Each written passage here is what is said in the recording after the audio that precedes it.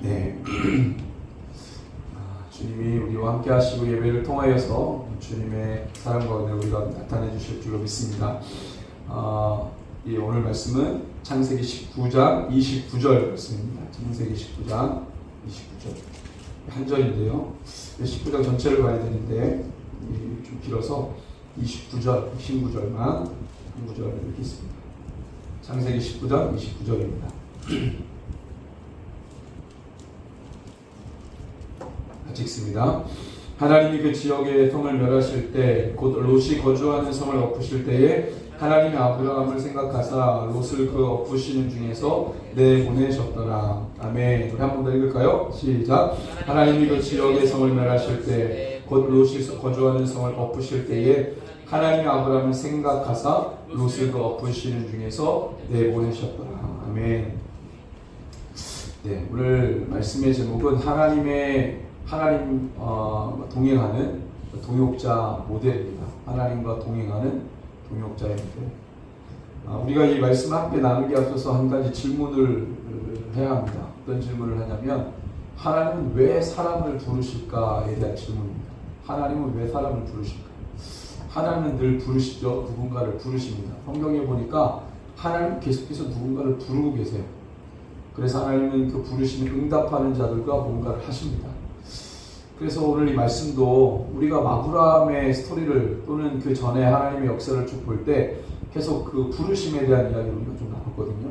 하나님이 노아를 부르시고 그 전에 에녹을 부르시고 아브라함을 부르시는 이 부르심을 왜 자꾸 하나님은 그 사역의 가장 중요한 부분으로 우리 가운데 보여주실까? 하나님은 왜 사람을 부르실까? 첫 번째, 하나님 홀로 능력이 안 되셔서 사람을 부르실까? 그렇게 생각할 수 있거든요. 하나님 능력이 많으신데 홀로 다 하시면 되는데 능력이 많으시면서도 왜 사람을 부르실까? 혹시 우리가 알지 못하는 연약한 부분이 하나님이 있으신 거 아닌가? 그래서 하나님이 사람을 부르실까? 그 연약한 부분을 사람으로 채우기 위해서 하나님 부르실까? 근데 우리는 아무도 하나님이 연약하기 때문에 능력이 없기 때문에 연약한 부분이 있기 때문에 사람을 부른다고 생각하지 않습니다. 두 번째, 그러면 왜 하나님 사람 부르실까? 하나님의 속성 때문인가? 답은 뭐겠어요? 첫 번째는 아닌 것 같죠? 두 번째, 하나님의 속성 때문에. 하나님의 속성이라는 것은 우리가 이제 이렇게 표현한 건데 하나님 되신 하나님 보이지 않잖아요. 영이신데. 그렇지만 성경은 보이지 않는 하나님에 대한 여러 가지 많은 설명을 하고 있습니다. 하나님을 믿기 때문에 우리 하나님이 어떤 분인지 알아야 돼요. 그분 어떤 속성을 가지고 계시는 분인지, 어떤 성향의 분이신지, 그분의 본질은 뭔지, 그분이 이렇게 결정하실 때 왜 그렇게 결정하셨는지, 이렇게 사람에게 다가가실 때 왜 그렇게 다가가셨는지, 그럼 우리 하나님의 속성이라고 생각해도 틀리지 않아요. 하나님이 뭔가를 결정하실 때 그 하나님이 왜 그렇게 결정하셨는지의 동기, 이유가 있을 거 아니에요. 하나님 부르실 때, 역사를 행하실 때, 어떤 사건을 일으키실 때 하나님은 우연하게 감정적으로 뭐 이렇게 하시는 분이 아니니까 어떤 이유가 있을 거예요. 하나님은 왜 사람을 부르실까? 우리가 그 이유를 찾자면 하나님의 속성 때문이 아닌가 이런 생각을 합니다. 연약해서가 아닙니다. 우리 에베소서 1장 17절에서 19절 하나님이 왜 우리를 부르시는지에 대한 여러 가지 말씀의 구절들이 나오는데 먼저 에베소서 1장 17절에서 19절을 우리 같이 한번 읽어볼게요. 에베소서 1장 17절에서 19절 신약성경입니다. 310쪽에 있습니다.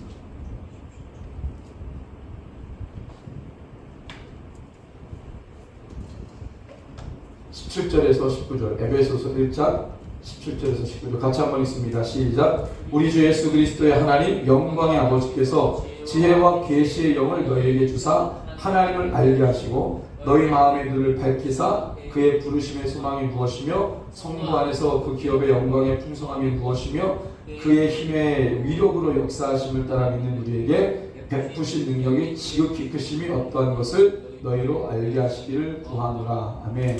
말이 좀 복잡한데 하나님께서 우리를 부르신 이유가 뭐냐? 에베소서 1장에서는 좀 장황하게 표현을 하고 있지만 18절에 보니까 그의 부르심의 소망이 무엇이며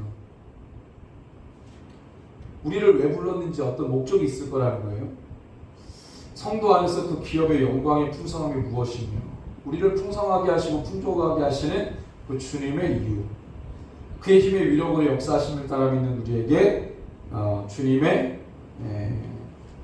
위대하심을 우리가 어느 정도 알게 하는 것. 이것은 바울의 간구였습니다. 하나님 우리를 왜 불렀느냐, 이런 것들 때문에 부르신 것 같다. 우리의 어떤 삶의 풍성함과 또 하나님이 어떤 분인지를 알게 하기 위해서, 그리고 하나님의 뜻, 목적, 그것이 무엇인지 알기 위해서 우리를 부르셨다. 우리가 이것을 왜 간구해야 된다. 이거는 이제 바울의 고백이었습니다. 근데 조금 더 하나님 우리를 왜 부르셨는지에 대한 이야기는 예수님 자신이 직접 얘기한 게 있어요. 이 요한복음 15장 16절에서 17절.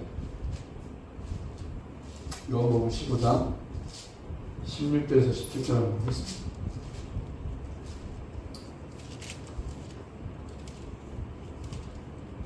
요한복음 15장 16절에서 17절.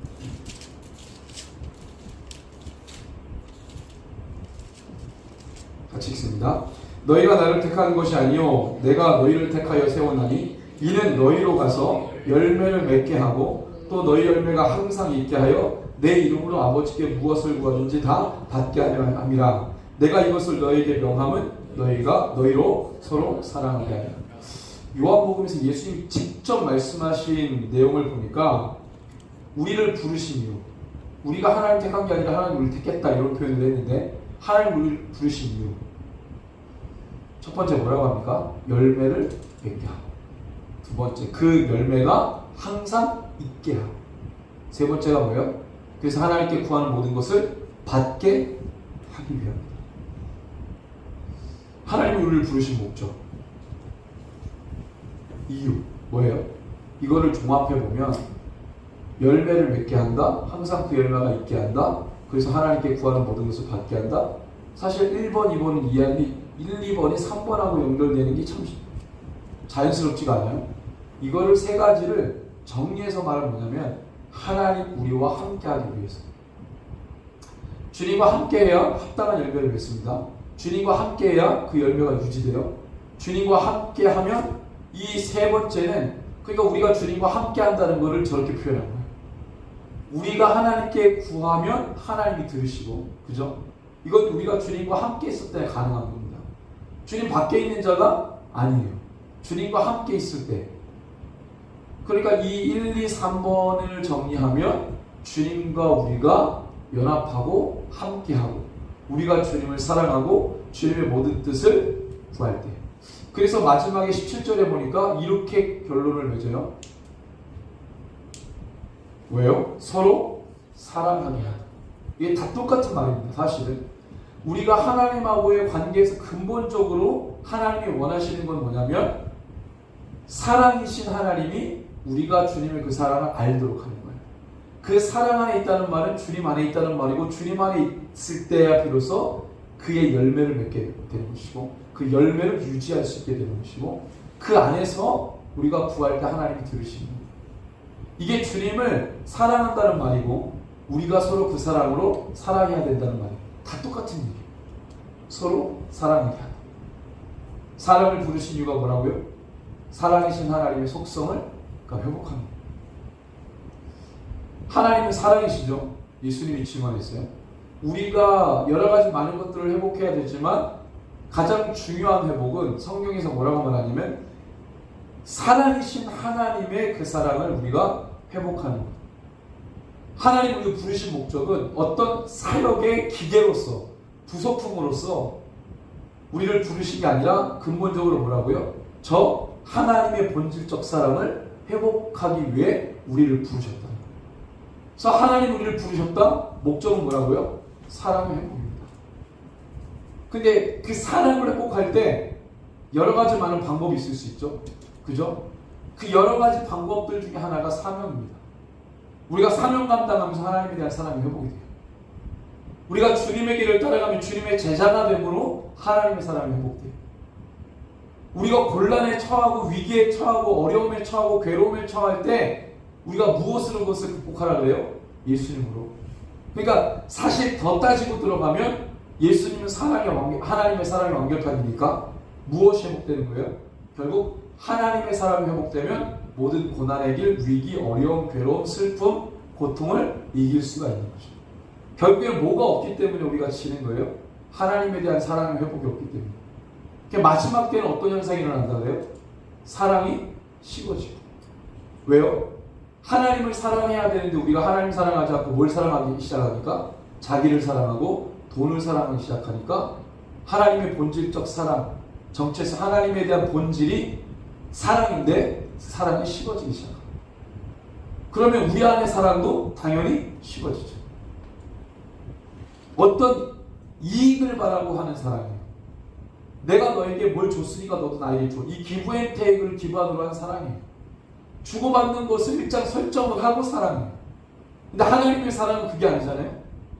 내가 너에게 이걸 줬으니까 나에게 이걸 줘야 돼. 기브 앤 테이크라는 기본 설정을 하고 우리를 사랑하신 게 아니니까. 하나님은 우리에게 원하는 게 없어요. 원하시는 게 있다면 내가 널 사랑할 때 너가 그 사랑에 응답하는 거야. 나의 본질적 사랑을 회복하는 거야. 이게 하나님 우리에게 원하시는 게 전부예요. 자, 그러면 하나님이 우리가 주님 안에서 사랑하는 것이 여러 가지 많은 방법들이 있다고 했는데 그 중에 하나가 사명인데 하나님 우리에게 사명을 끝내 이루는 자가 누구겠어요? 하나님의 형상과 모양을 속성을 회복한 자가 끝까지 사명을 이루는다는 거죠. 하나님에 대한 사랑의 회복 없이 하나님에 대한 사랑을 받은 것 없이 우리에게 주어진 어떤 것도 끝까지 이룰 수가 없어요. 우리가 세상에도 그렇잖아요. 말씀을 준비하다가 김연아 영상을 한번 본 적이 봤는데 김연아가 어떻게 그런 최고의 피겨스케이팅계에서 정말 그거는 뭐 서구가 자기네들 피지컬 자랑하려고 만든 경기 아니겠어요? 그렇죠? 서구인들이 자기의 피지컬을 드러내고 막 그것을 자랑하기 위해서 만든 종목이 피겨스케이팅인데 아시아권에서는 한 번도 뭐 우승자도 안 나오고 뭐 서양 애들이 다 독식했던 그런 경기에서 이 일본의 아사다 마오하고 우리나라의 김연아, 아사다 마오가 훨씬 더 처음에 유명했죠. 그러다가 어떻게 라이벌이 되면서 나중에 김연아가 독보적인 존재가 됐고 남자와 여자가 종목을 같이 했을 때 남자의 점수가 있고 여자의 점수가 있는데 세계 최초로 김연아가 남자의 점수를 뛰어넘습니다. 이거 이례적인 일이잖아요. 김연아가 어떻게 되겠을까요? 예전에 김연아가 초등학교 때, 중학교 때 코치했던 사람들 인터뷰를 하니까 김연아는 초등학교 때부터 달랐다 이거예요. 합숙 훈련을 가면은 다른 애들이 정해진 시간 늦게 일어나는데 항상 연아는 숙소에 들어가면 자기 혼자 머리 따고 예쁘게 한 다음에 딱 준비해놓고 감독님을 기다렸다는 거예요. 나머지 애들 다 자고 있는데 초등학생 김연아. 자기의 목표한 것을 이루기 위해서도 하루하루 일상은 철저하게 자기 루틴이 있는 거죠. 그러니까 세계 최고의 선수가 됐다는 거예요. 그 다음에 이제 성현이 이제 그 외국인 누구죠? 그 외국인 감독이 하기 전에 한국인 여자 감독이 있었잖아요. 그도 김연아에 대해서 그런 비슷한 평가를 해주죠. 김연아는 뭔가 달랐다는 거예요. 남들이 시키지 않은 어머니의 인터뷰도 했는데 연아는 뭔가를 하라고 해서 했던 애가 아니다. 말하기 전에 이미 다 했다는 거예요. 다 해놓고 뭔가를 연습을 미루자. 그건 뭐예요? 내가 뭔가를 해야 되는 목적을 명확하게 알고 있었다는 거예요. 세상의 이치도 똑같잖아요. 그것을 분명히 알면 나에게 주어진 그 일을 끝까지 완수하더라는 거예요. 근데 우리 그리스도인들에게 그것이 무엇이냐고 물으면 우리는 뭐예요? 하나님의 사랑입니다. 왜냐하면 그게 우리에게 주어진 최고의 가치이기 때문에 그래요. 우리가 한평생 동안 살아갈 때 우리 그리스도인들에게 하나님 우리를 지으시고 우리의 주인이심을 우리 믿기 때문에 다른 사람들이 그걸 몰라가지고 헤매이는데 우리 그걸 아니까 아는 자로서 우리가 어떻게 살아야 되느냐? 하나님의 속성, 그분의 사랑이신 그분의 본질을 회복하고, 이 말은 그분의 뜻을 안다는 거예요. 똑같은 말입니다. 그럼 우리의 살아가는 목표와 목적을 알기 때문에 우리에게 주어진 어떤 것도 끝까지 감당할 수 있다. 하나님이 원하시는 그 일, 우리는 사명이라고 목숨 다해서 하는 일. 그런데 사명직에 있는 직업들 있잖아요. 경찰, 그죠? 의사, 군인, 소방대원, 이런 사명직이잖아요. 어떤 데가 돈을 벌기 위해서 하는 일이 아닙니다. 어떤 옛날에 드라마도 있잖아요. 군인과 의사를 소재로 한 그 내용에 보면요. 남자와 여자의 로맨스 이야기지만 간간히 뭐가 들어가요? 군인의 정체성, 의사의 정체성. 그게 그들의 대사를 통해 우리에게 메시지를 전달합니다. 사명직이거든요. 내가 나를 위해서가 아니라 누군가를 위해 희생하는 그런 직분을 가지고 있다. 그걸 사명직이라고 하잖아요. 그리스도인은 그게 직업은 아니지만 직업이 아니라 우리는 정체성이죠. 아이덴티티가 우리는 그리스도인으로서 사명된 삶을 살아가는 거죠.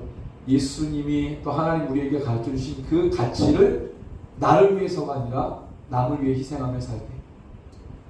그것은 내 힘과 어떠함으로가 아니라 하나님에 대한 사랑을 회복하면 그것을 감당할 수 있다. 하나님의 사랑을 아는 자는 그의 뜻도 아는 자이기 때문에 그 뜻을 명확하게 안다는 건 그분의 사랑을 안다는 것입니다. 경험한다는 것. 똑같은 말입니다. 내가 주님에 대한 사랑을 아는데 그의 뜻은 몰라? 이상한 거예요. 그분의 뜻은 알 것 같아. 근데 사랑은 좀 이게 안 맞는 얘기예요. 주님을 사랑하는 자는 그의 뜻을 분명히 압니다. 그의 뜻을 명확하게 안다는 자는 하나님의 사랑을 안다는. 그래서 누가 끝까지 그 일을 할 수 있을까? 어떠한 사람이 주어진 일에 최선을 다할까? 하나님의 사랑을 받은 자, 하나님의 사랑을 아닌 자 뭐라고 했어요? 그러면 그 뜻과 목적과 방향을 안다 말했어요. 그러면 우리는 우리에게 주어진 일을 끝까지 완수할 수 있는 거예요. 결국 하나님의 속성을 회복하고 알고 경험한 자가 하나님께 무엇을 남긴다? 강한 인상을 합니다. 하나님도 인격이시기 때문에 하나님 편에서 강한 인상을 남기는 캐릭터들이 있어요. 나는 어떠한 캐릭터의 신앙이냐? 하나님께 강한 인상을 남기고 있느냐? 아니면 스쳐 지나가는 수많은 사람들 중에 한 사람일 뿐이냐? 얼마나 많은 그리스도인들이 있어요? 모든 사람들이 하나님께 강한 인상을 남기지 않아요. 우리가 어떤 일들을 해도 그래요. 어떤 사람이 주목받습니까? 그 일을 남들보다 독보적으로 잘하는 거예요. 그럼 이 강한 인상을 남기잖아요. 우리가 취직을 해도 면접 보잖아요. 그 면접 보면은 똑같이 대답하는 사람 별로 안 튀어요. 면접관에게 강한 인상을 줘야 돼. 그래 뭔가 튀어야 돼. 그들의 마음을 사로잡을 수 있는 강한 인상을 남겨야 돼요. 그래야 면접이 합격되는 거죠.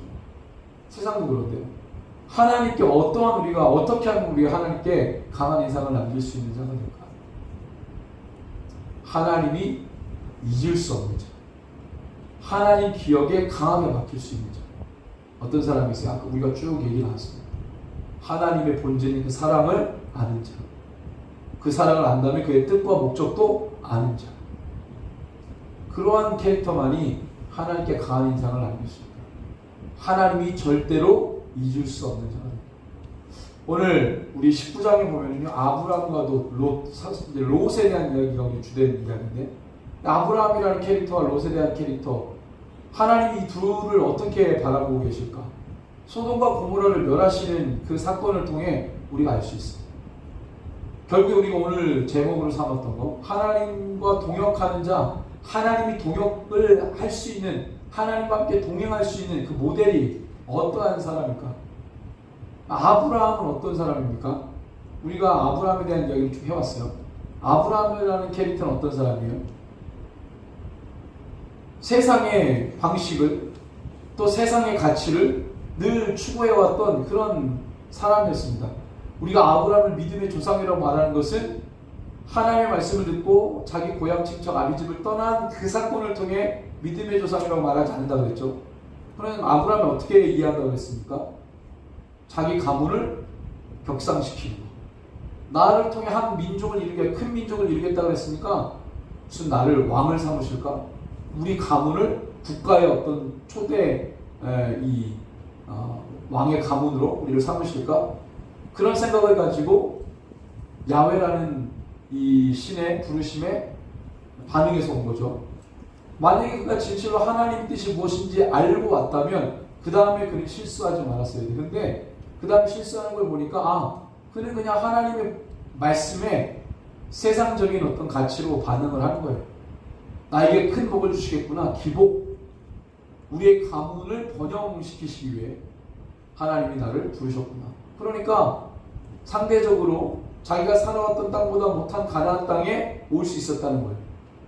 그냥 이런 거죠. 문명이 발전했던 그 도시의 일반 시민으로 사느니 가나안 땅이라도 그 땅의 왕으로 사는 게 아브라함을 볼 때는 또 괜찮았을 수도 있어요. 상대적으로 비교가 되지만 아브라함은 그 길을 택해서 왔어요. 근데 왔더니 어떤 일이 벌어집니까? 기근 들고 자기에게 후사는 주지 않고 후사라고 생각했던 조카 롯과 이별하게 되고 조카 롯은 전쟁에 휘말려가지고 잡혀가고 그러니까 이런 여러 가지 많은 고통과 어려움이 있었습니다.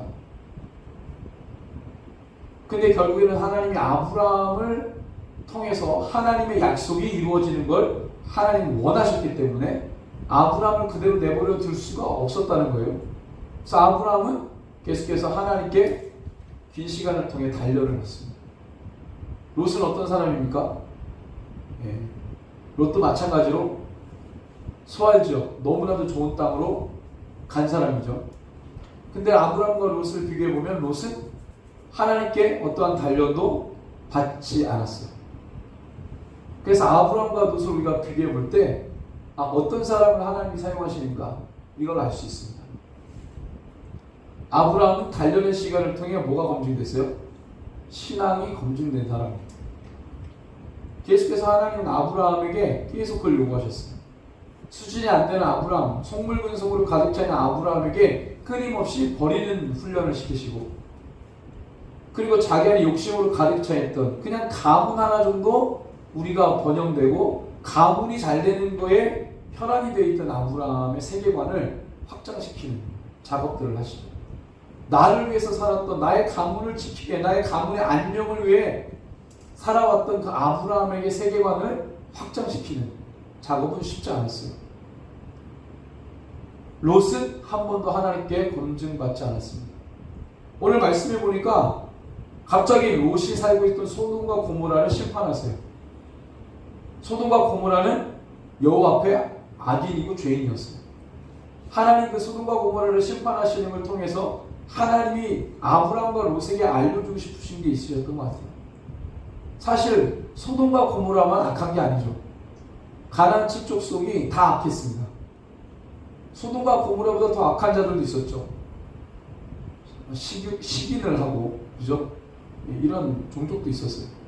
그리고 이 불의 제사, 자기 자녀들을 불의 제사를 통해 죽이고 이런 인신 제사, 이것이 이제 있었던. 소돔과 고모라는 동성애라는 그런 죄가 가득했던 곳이긴 하지만 소돔과 고모라만 악했던 게 아니고 근데 하나님 소돔과 고모라를 심판했던 이유는 거기에 롯 그리고 롯을 통해 아브라함이 어떤 작용을 하기를 원하셨어요. 우리가 이 사건 아브라함과 롯이 주연으로 되어 있는 그 배경에서 하나 우리에게 말씀해 주시고자 하는 게 있는 거죠. 그리고 말씀해 보니까요 29절에 보니까 하나님이 롯을 살리는데 29절에 이렇게 기록되어 있어요. 소돔과 고모라를 심판하실 때 하나님이 롯을 구하시거든요. 왜 구하셨냐? 우리 말씀의 내용들을 보면은 아브라함에게 소돔과 고모라를 멸하실 계획을 알려주시고 아브라함이 중보하잖아요. 이 중보는 정말로 중요한 사역이었어요. 하나님의 아브라함의 중보가 없어도 하나님이 한 사람 살릴 수 있습니다. 근데 아브라함에게 중보를 끌어내신 이유는 아브라함이 어떤 사람이 되어야 하기 때문이었어요. 하나님 우리에게 뭔가를 요구하실 때 우리를 연약함 그대로 내버려두지 않으시고 연약함에서 단련을 통해 하나님이 원하시는 수준으로 만들어 놓으시고 그 사역들을 하십니다.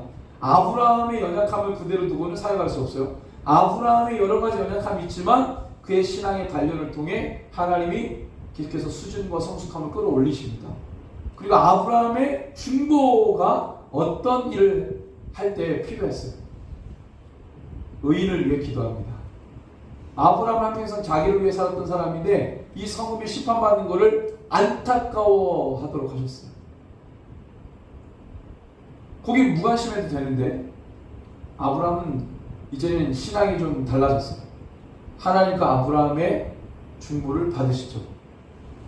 어쨌든 그 아브라함의 역할과 그 다음에 이 19장에 오니까 하나님이 소돔과 고모라를 멸하시려고 작정하시고 가실 때에 하나님과 하나님의 사자를 영접했던 자가 누굽니까? 롯이잖아요.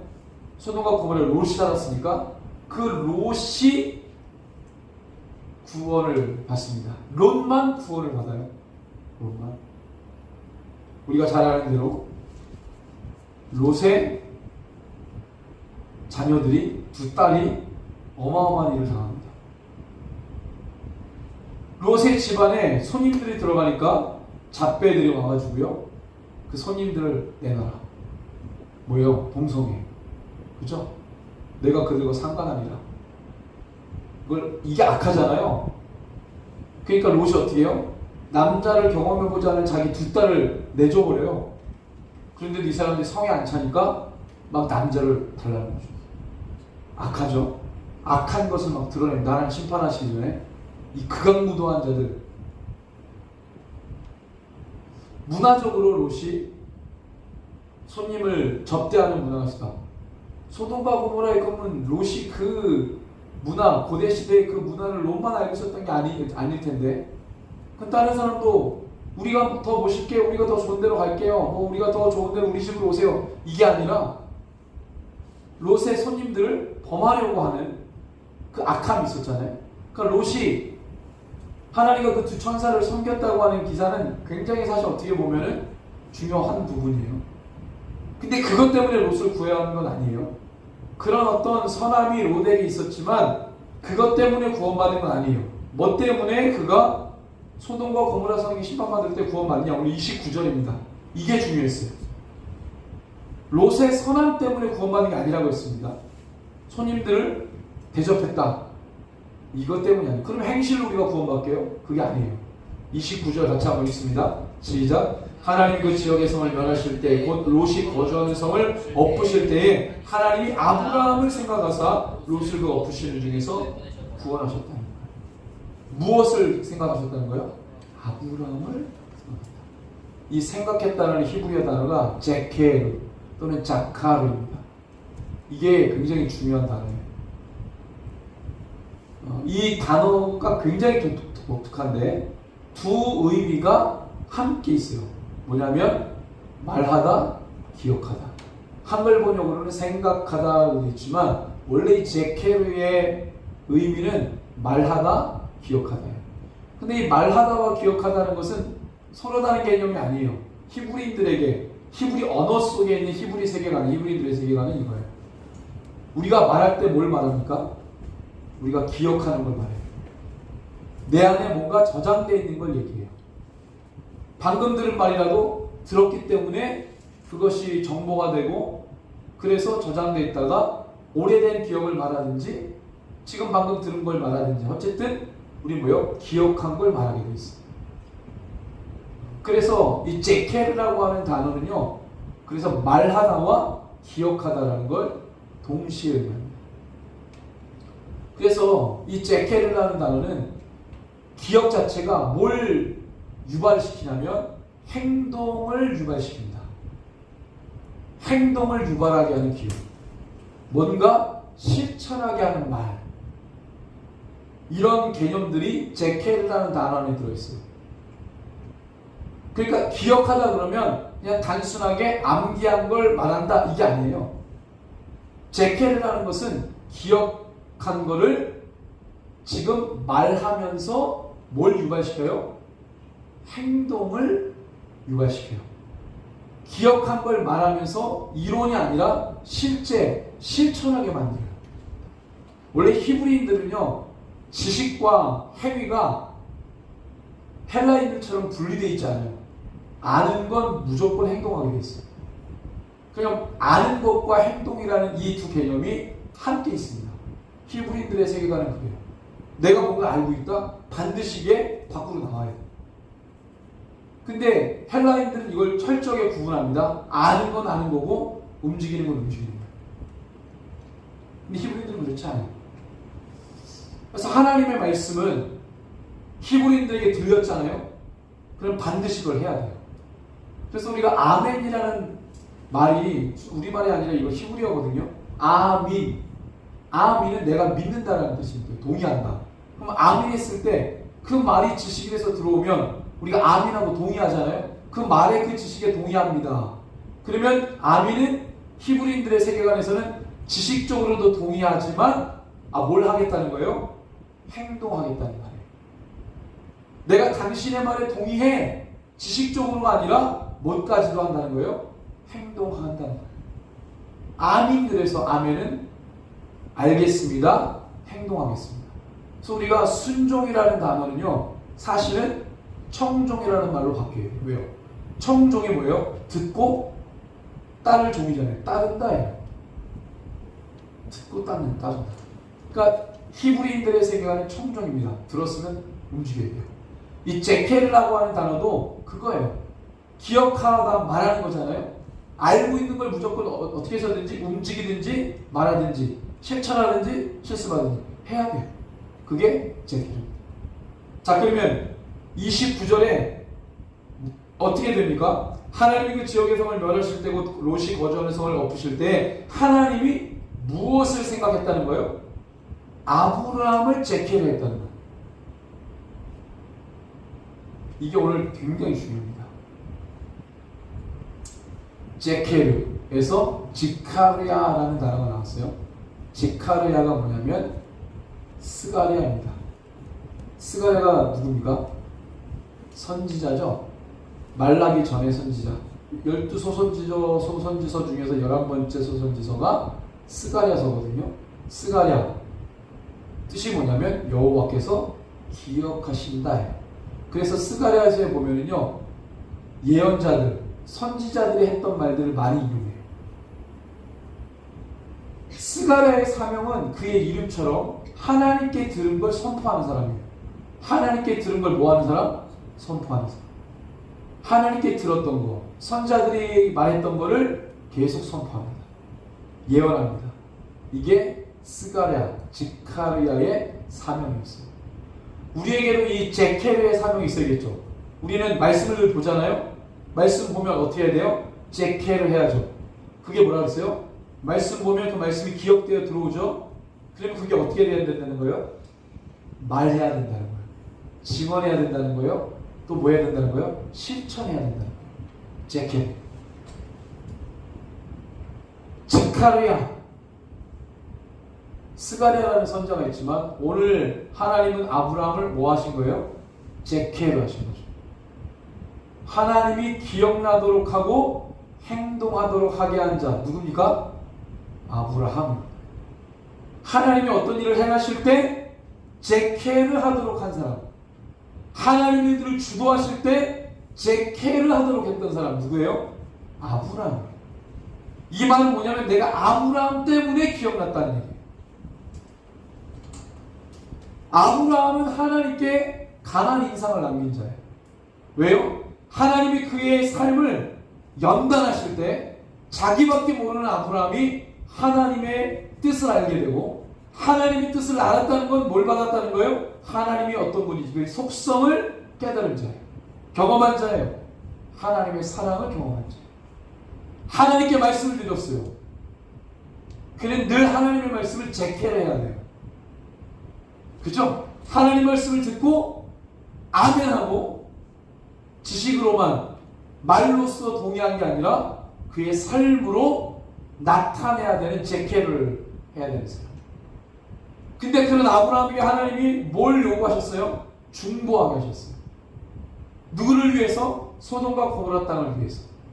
그 땅을 멸할 때에 의인 한 사람이라도 있으면 하나님이 구해주시기를 바라는 마음으로 그를 위해서 한 번도 기도해 본 적이 없던 아브라함을 시간의 연단을 통해 그런 성숙한 아브라함으로 만드시고 자기의 인생의 안녕만을 위해 살았던 아브라함의 세계관을 확장시키고 가치관을 확장시켜서 누군가를 고통당할 때 그 고통에 참여하며 고통당하지 않았으면 좋겠다는 마음으로 중보하게 만든 아브라함이 하나님이 그 사역에 동참함으로 하나님에게 제케를 하도록 했습니다.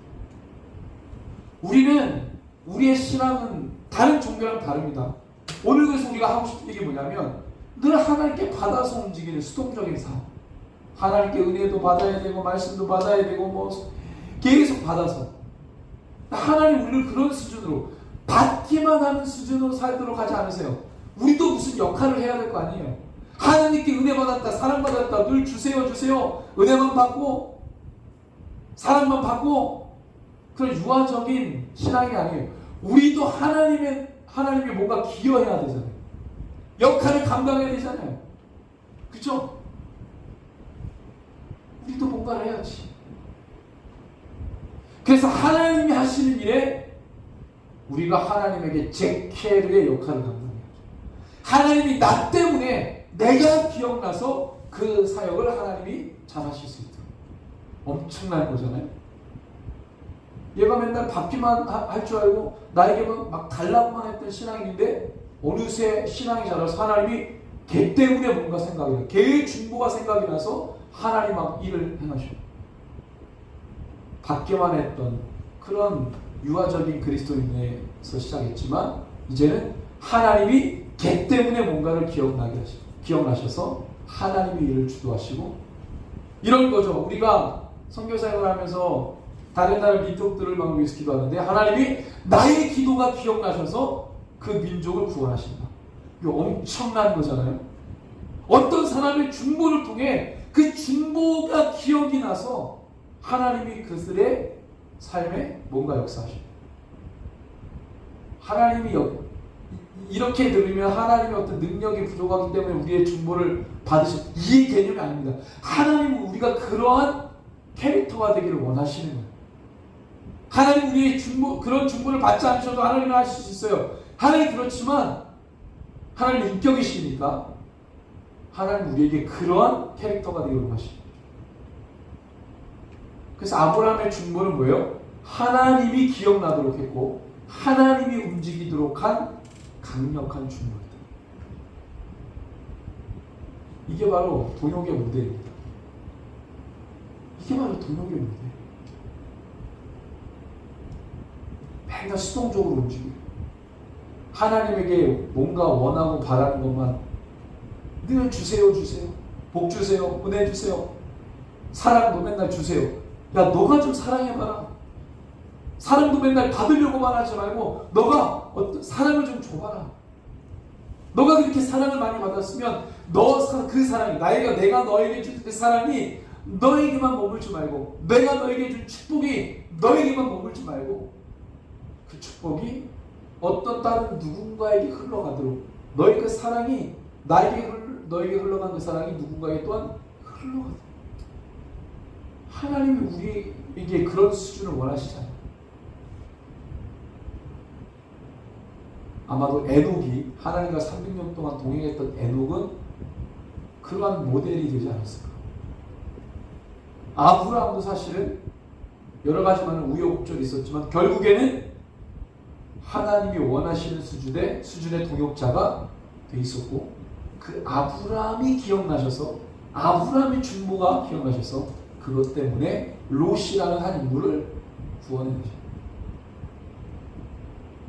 주님 우리의 인생이 받기만 하려고 하는 인생이 아니라 하나님과 함께 발맞춰 동역할 수 있는 동역은 서로가 서로에게 힘이 되어주는 관계잖아요. 그렇죠? 한국과 미국이 떼야 뗄 수 없는 관계인데 이 비유가 좀 적절할 것 같아요.